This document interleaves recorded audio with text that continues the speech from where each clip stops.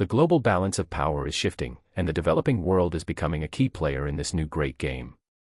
As China continues to expand its influence, the choices made by emerging economies will shape the future of international trade, diplomacy, and global governance. Subscribe to stay ahead of the next move, and join us as we explore the future of global politics.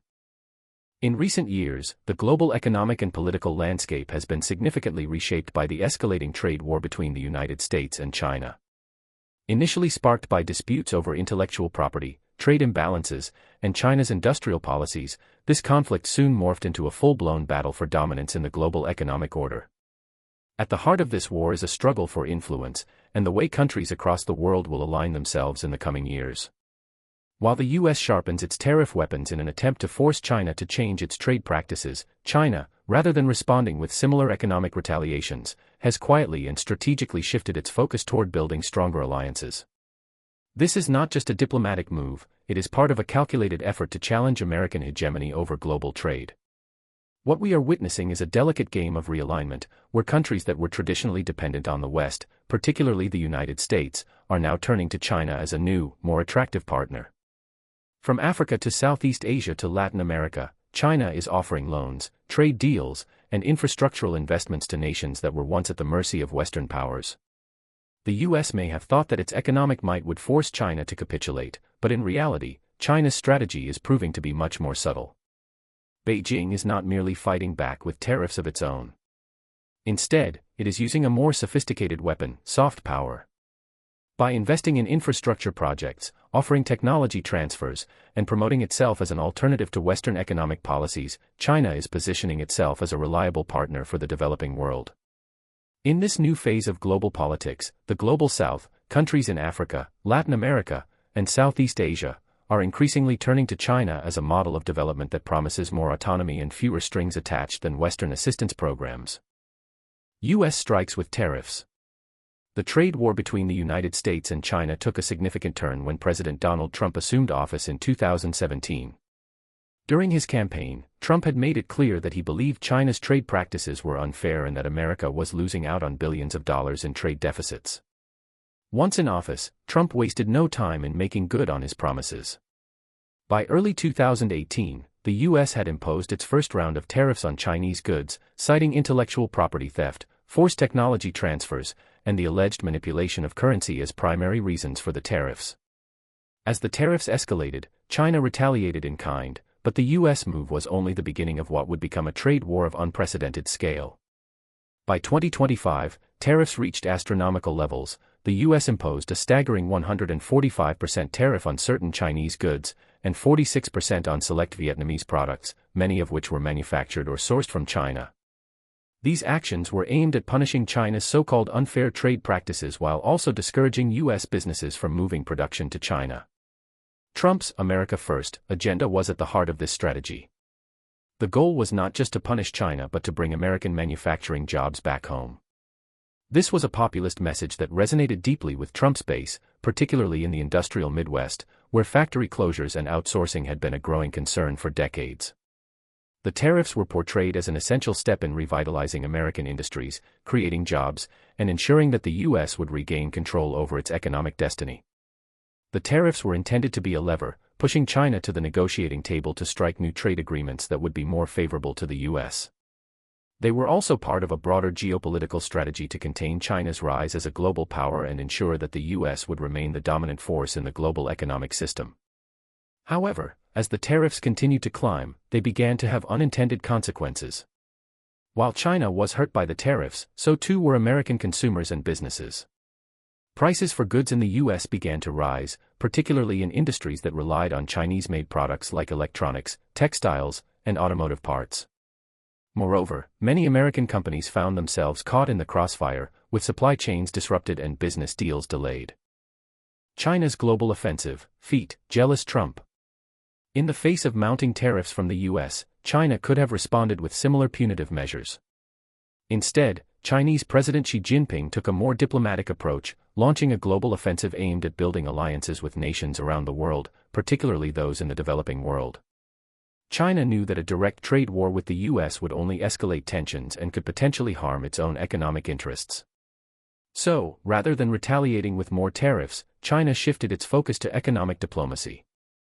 Through the Belt and Road Initiative, BRI, China began signing major deals across Africa, Latin America, and Southeast Asia. The BRI, which is a massive infrastructure and investment program, is designed to connect China with key markets across these regions through investments in roads, ports, railways, and energy projects. The initiative is seen by China as an essential tool in securing long-term economic ties with developing countries, providing them with the infrastructure they need to grow while also solidifying China's influence in these regions. However, this shift in China's global strategy did not sit well with President Trump. Behind the scenes, sources revealed that Trump was furious at China's success in winning over developing nations. He was reportedly angry that China was able to achieve what he had set out to do, building alliances and securing influence in key regions, without resorting to the same aggressive tactics that the US had used. "They're copying my playbook," Trump reportedly said to his advisors, frustrated by the fact that China was getting away with what he viewed as a form of economic leverage. Trump's frustration was compounded by the fact that China's approach was being welcomed with open arms by many countries. While US tariffs had hurt American businesses and consumers, China was offering investments, loans, and infrastructure projects that were seen as beneficial for developing economies. For these countries, China's alternative to Western-led development models was a more attractive option, particularly as it came without the political conditions often tied to US aid and investment. A new South-South alliance. The global economic order, for decades dominated by the West, has entered a period of profound transformation. Historically, the United States and its Western allies, including the European Union and the International Monetary Fund, IMF, have dictated the rules of global trade. They were the arbiters of international financial stability and the primary sources of investment and development aid for many countries in the Global South, regions in Africa, Latin America, and Southeast Asia. However, as China's global influence continues to grow, it is challenging this traditional economic model, offering an alternative vision that is reshaping global alliances. The United States, which once held the position of the sole superpower after the Cold War, now finds itself in a precarious situation.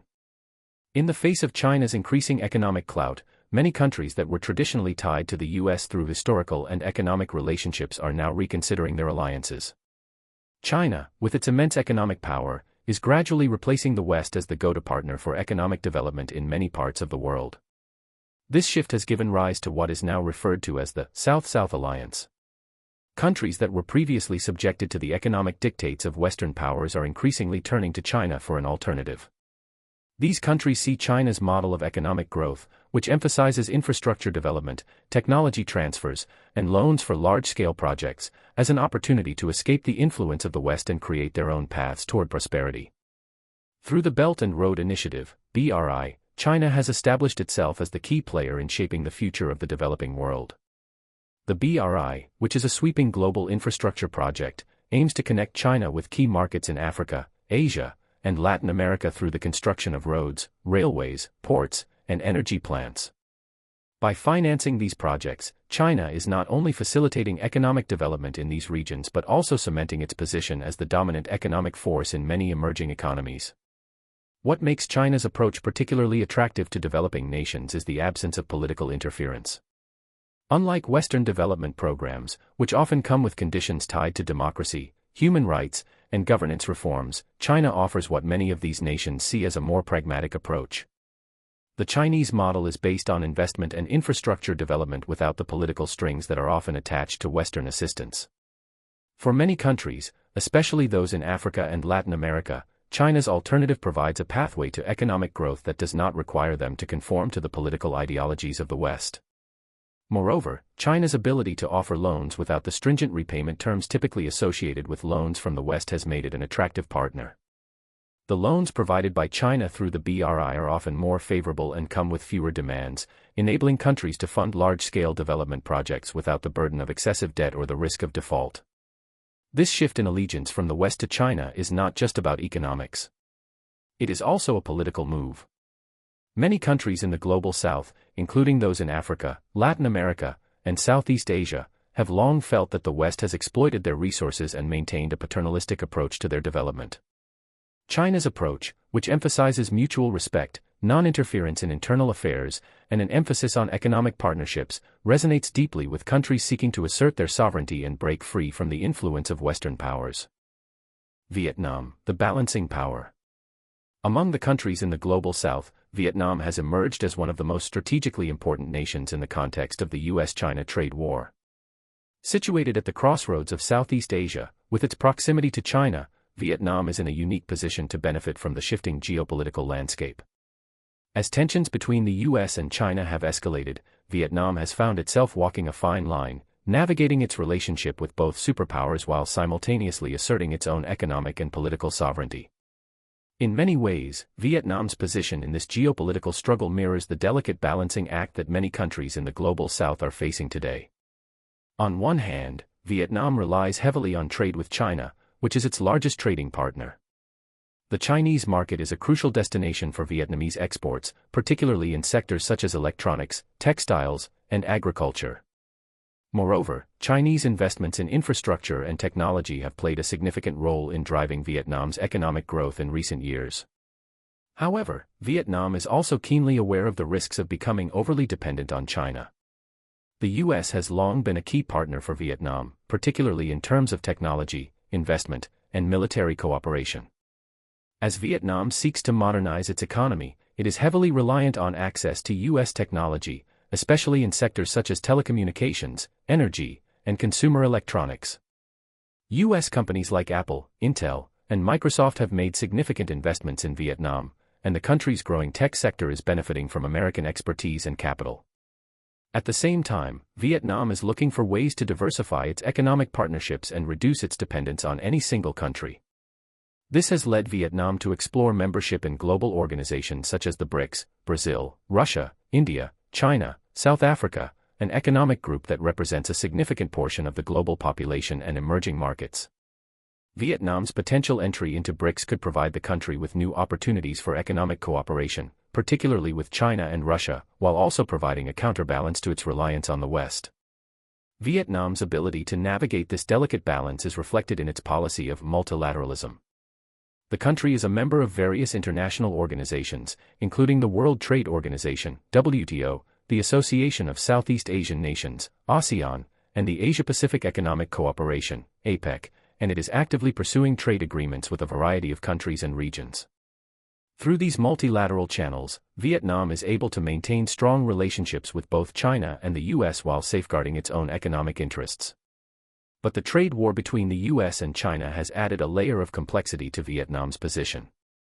On one hand, Vietnam has benefited from the trade diversion caused by the tariffs.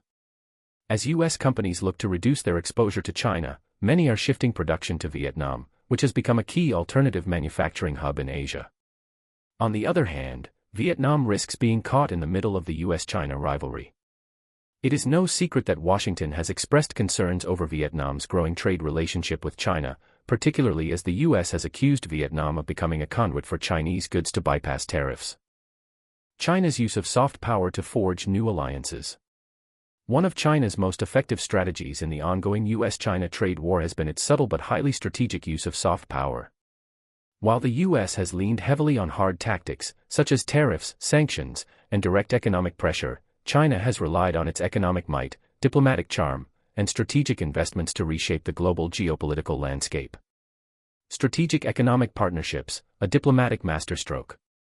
China's approach to soft power hinges on its willingness and ability to make long-term, economically beneficial deals with countries across the globe. While the US has been primarily focused on using tariffs to coerce nations into changing their trade practices, China has been offering an alternative, the promise of long-term development through economic cooperation, investment, and trade. Through the Belt and Road Initiative, BRI, China has provided billions of dollars in loans to countries in need of infrastructure development. This has helped China build strong economic ties with over 140 countries, many of which were previously caught in the US-led global economic order. By financing projects such as railways, roads, ports, and energy plants, China has embedded itself into the economic fabric of these countries, offering a win-win situation. The developing countries get the infrastructure they desperately need, while China secures influence and trade routes. For countries facing the negative impact of US tariffs, especially those in Africa, Latin America, and Southeast Asia, China's offer of support is particularly appealing. The U.S. demands certain political reforms and conditions when offering foreign aid or trade agreements, while China's approach is more flexible, focusing on economic growth and stability. This has made China a very attractive partner for countries that are wary of U.S. economic policies and the political strings attached to American financial assistance. Strategic diplomatic initiatives, creating a network of alliances. Beyond financial investments, China has also engaged in a series of diplomatic overtures aimed at consolidating its leadership role in global governance. One of the most significant aspects of China's foreign policy in recent years has been its increasing participation in multilateral organizations, such as the United Nations, UN, the World Trade Organization, WTO, and the Shanghai Cooperation Organization, SCO. In these forums, China has actively pushed for reforms that would better reflect the needs of developing nations and create a more inclusive, multipolar world order. In contrast to the U.S., which has often used its influence in these institutions to maintain its dominance, China has used its membership in international organizations to champion global cooperation. Through initiatives like the Asian Infrastructure Investment Bank, AIIB, and its growing influence in the World Bank, China has been able to present itself as a responsible, development-oriented power, positioning itself as a leader of the Global South, especially in areas related to infrastructure development, climate change, and trade cooperation. Counteracting U.S. tariffs, the China-Mexico example. One example of how China has cleverly used soft power to undermine U.S. tariffs is its engagement with Mexico. When the U.S. placed tariffs on Mexican goods as part of President Trump's immigration and trade policies, Mexico found itself increasingly isolated from the U.S. economic orbit. In response, China extended an olive branch to Mexico, offering new trade agreements and economic cooperation in areas like energy, agriculture, and manufacturing. This strategic partnership not only allowed Mexico to counterbalance the economic hit from U.S. tariffs but also gave China access to key markets and natural resources in Mexico and Latin America. In this case, China's appeal to Mexico was not through coercive measures but through cooperation and mutual benefit, offering economic alternatives to the U.S. and positioning itself as a more attractive partner for developing nations seeking to diversify their trade relationships. China's engagement with African nations. Another powerful example of China's use of soft power is its engagement with Africa. Over the past 2 decades, China has become Africa's largest trading partner, surpassing the US and Europe in terms of investment and trade. The reasons for this shift are multifaceted, but one key factor is China's willingness to invest heavily in infrastructure. Through the BRI, China has funded projects across the continent, including roads, railways, ports, and energy plants, that are crucial for Africa's development. This approach contrasts sharply with the West, where aid is often conditional upon implementing democratic reforms and adhering to political ideologies. African countries, many of which are rich in natural resources, have increasingly turned to China to secure investment and partnerships that allow them to grow economically without the political strings often attached to Western aid. China's strategy is particularly appealing because it does not demand changes to political systems or ideologies, focusing instead on pragmatic economic development. This has made China an indispensable ally for many African nations, allowing them to escape the legacy of colonialism and the lingering influence of Western powers. Counterbalance to U.S. pressure, China and Latin America. In Latin America, China has also made inroads, building economic ties with countries that were once firmly in the U.S. sphere of influence. By offering loans, investments, and new trade deals, China has strengthened its relationships with countries such as Brazil, Argentina, and Venezuela. These nations, which have long been dependent on the U.S. for trade and investment, are now increasingly diversifying their economic relationships by aligning themselves with China. As we approach the culmination of the U.S.-China trade war, we are witnessing a dramatic shift in the global power structure. What began as a trade dispute between the world's 2 largest economies has evolved into a much broader geopolitical and economic struggle. At its core, this is not merely a battle over tariffs and trade imbalances. It is a struggle for influence, for control over the future of global trade, and for the allegiance of the developing world. China's response to the trade war has been nothing short of masterful. Rather than retaliating with similar tariffs, Beijing has instead leveraged its economic might to build strategic alliances around the world. The Belt and Road Initiative, BRI, which spans multiple continents, has become China's primary tool for expanding its influence. By offering investments in infrastructure, technology, and trade, China is not only helping to develop the economies of developing nations, but also positioning itself as an alternative to the US-led Western model of economic development. The countries of the Global South, which were once beholden to the West, are increasingly turning to China as a new partner. Whether it's in Africa, Latin America, or Southeast Asia, nations are embracing China's model of development, one that emphasizes infrastructure development, technological innovation, and trade without the political conditions often attached to Western aid. China's offers of low-interest loans, infrastructure projects, and trade deals are enticing to countries looking to modernize their economies without compromising their political sovereignty. This shift towards China has significant geopolitical implications. The traditional Western dominance in international trade and finance is being challenged, and many countries are now seeking to diversify their economic relationships. Vietnam, for example, has emerged as a key player in this new geopolitical order. While it has deep economic ties with China, it also maintains a crucial relationship with the United States, especially in the fields of technology and investment. Vietnam's ability to balance these two major powers is a testament to its growing diplomatic and economic sophistication.